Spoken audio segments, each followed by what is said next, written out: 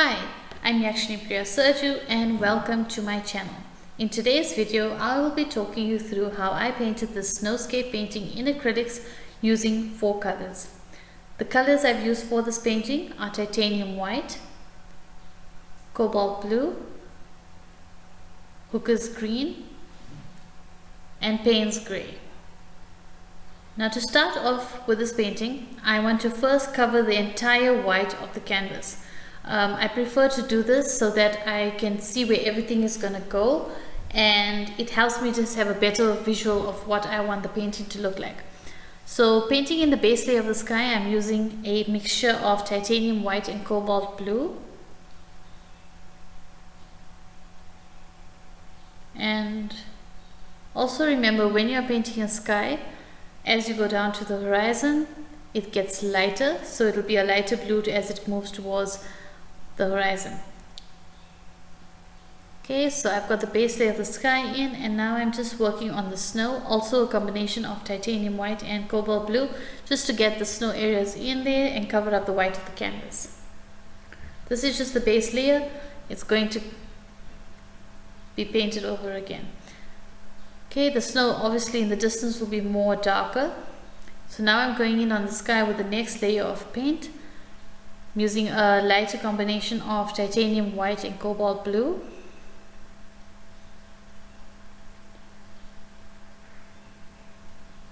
And I'm just making sure it's blended in smoothly.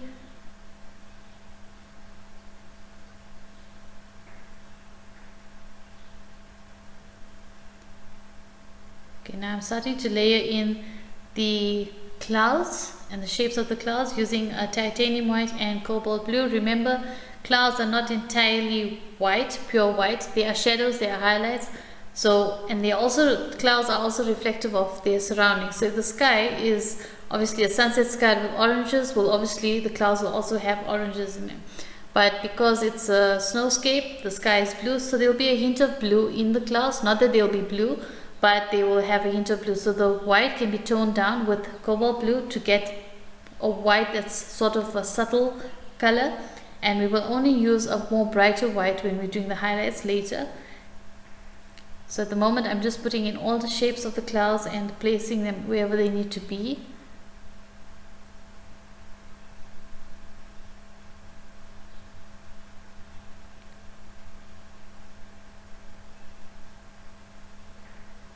Okay, so now I'm bringing in more shape. That was just the base layer of the clouds. Now I'm bringing in more shape, and I'm softening the edges with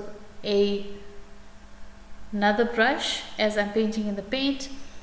As you paint with acrylics, you will learn, and with practice you will learn to know when you will need to use a dry brush to blend and when you'll need to use a wet brush to blend. Remember, wait for each layer to dry off acrylics before you paint the next layer, because if you try to paint on a wet layer, you're going to lift the paint up, and then you're going to have these patches on your canvas which is going to show through in your painting. But the good thing with acrylics is that you can always just paint over and start again. Okay, another thing to remember with clouds is as you move down to the horizon, or as the clouds are more in the distance, those clouds are going to be more or less defined. They're not going to be so defined in shape. They're going to be more of a line, because only the clouds and the closer to you will have more detail in them and more shape.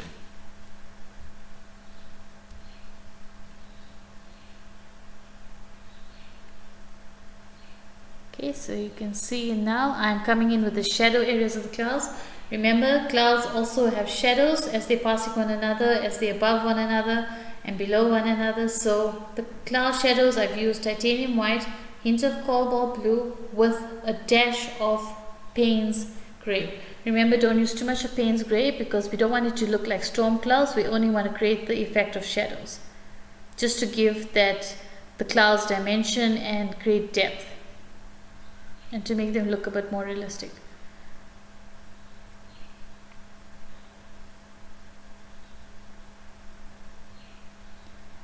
So I'm just going in with another layer of a lighter combination of titanium white and cobalt blue, just to define the clouds a bit more and make them more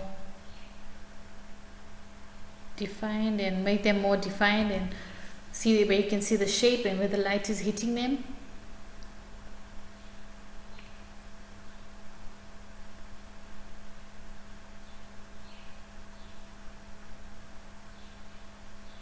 Remember to soften the clouds up to give it that wispy look as they are at the bottom of all the clouds.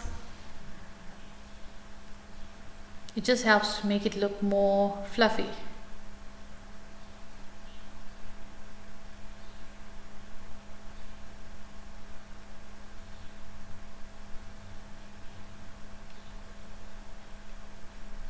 And only use pure white if you really want to highlight the areas. Otherwise, there will always be a color added to it. Like in this case, there'll be a hint of cobalt blue in the white just to tone the white down. Usually I don't use pure white. I'm always toning it down depending on what I'm painting.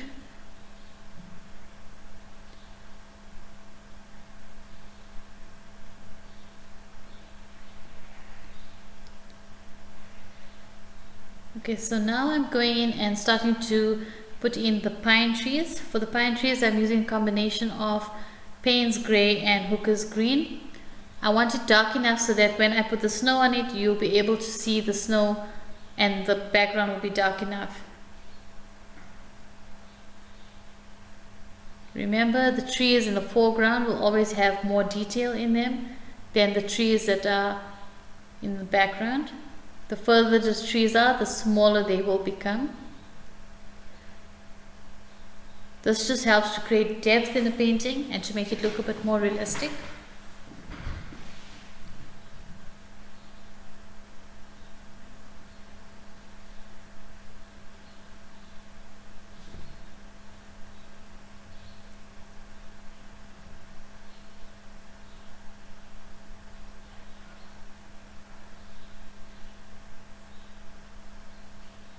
As you can see in the very far distance, those trees are very tiny and you can see no detail on them. Okay, so now I'm going in on the snow. Remember, snow as well is not entirely completely pure white. There will be highlights, there will be shadows, and for the snow I'm using a combination of titanium white and cobalt blue with hints of Payne's Grey. The Payne's Grey is mainly for the darker areas, for the shadow areas. We will come in with the white later on just for the highlighted areas where the light is hitting or where the sun is hitting the snow. But remember, where the trees are, there will be shadows, there will be holes in the snow. Snow doesn't fall evenly on the ground, so there will be bumps and little hills that you can see there in the painting that I've already put in by using the different combinations of titanium white, cobalt blue and Payne's Grey. The Payne's Grey, I'm just basically using it to get in all the shadow areas and to get those shadows looking subtle, but so that you can be able to see them, but not too dark. Don't try to use black for the shadows. Black will just look terrible because it's going to be too dark. We just want a subtle color on the snow. We don't want it to look too dark. The shadows on snow are not very dark. So now I'm going in there, I put in the other tree with the bark and the branches. Now I'm going in with the base layer of the snow. We are going to come in after this and go again over it with some more snow. This is just to get the snow areas where we can put the snow on the trees.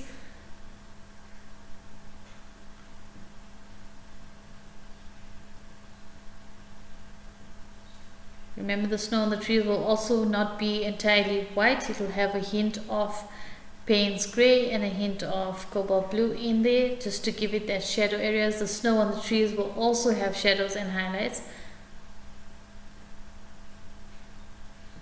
So as you can see, I'm going through all the trees. I prefer to work from the back to the front. That way, everything in the background, as you come forward, the things or the subjects or the elements in the foreground will obviously cover over those in the background. It creates more depth and it also makes it more realistic.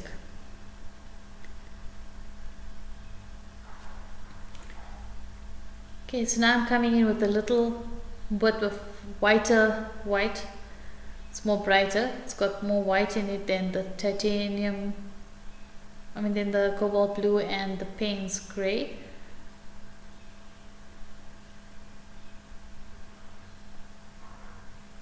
Just getting it on all the trees.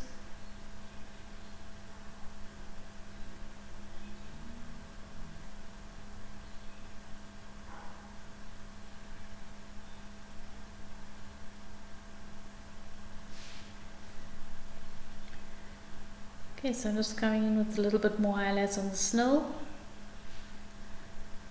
This is where I'm using a more brighter white. And I'm blending it into the snow because snow is very soft. So we don't want any harsh lines anywhere. Same with the clouds, we usually don't want a lot of harsh lines anywhere. So you can see now with the other tree, I am putting in the snow on the branches.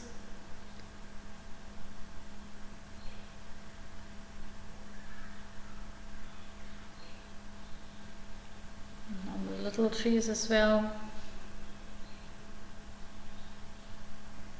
Okay, now I'm just working on some of the very highlighted areas just to pick out those shadows really, because if you bring up the highlighted areas brighter, then the shadow areas will easily be seen. In distance there'll be more shadows, by the trees there'll be shadows. Now I'm going in with the brightest highlights on the trees, just here and there where the light is hitting the snow that's on the trees. But we still want to keep a little bit of the shadows in the trees and the tree color, just so that we can be able to see the depth of the trees. Okay, going in with some more highlights. It's very important to get your highlights bright enough or light enough and get your shadows in the correct places and dark enough to create depth and realism.